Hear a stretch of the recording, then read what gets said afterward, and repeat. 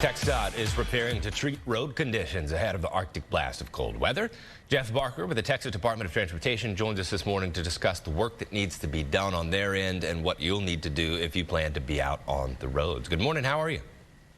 Casey, good morning. How are y'all doing? Doing well. So we'll talk about what you guys are doing, and then we'll talk about what drivers need to do. So talk about TxDOT's end. What are the trucks out there doing this morning to get ready?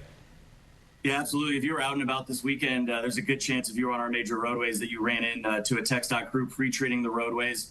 They began that pre-treatment operation across the Austin District area Friday morning. That work continued into the weekend and then will continue as needed. And we're pre-treating the roadways with that same solution that we talked about with our last bit of weather that we ran into about a week and a half ago. You see our crews right here actually in the video next to me. That's them in our North Travis area actually mixing the brine.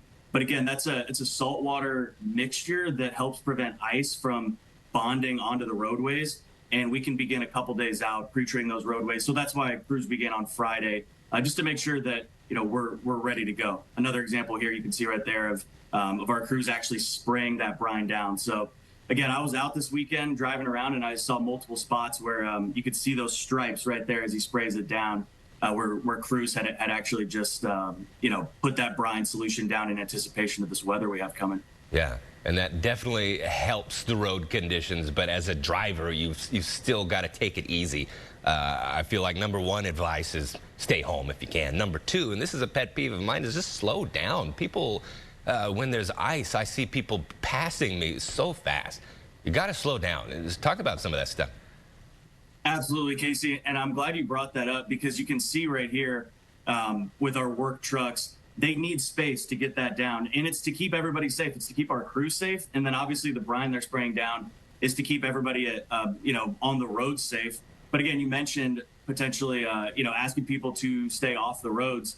It looks like that bad weather is going to come later tonight. School's already being canceled for Tuesday, potentially delayed into Wednesday, but especially when we do get that first bit of weather that comes down and hits the roads, please stay home. That's our biggest advice, that we continue to urge folks to do that, because our goal at TxDOT is to keep the roads passable for those who need them the most.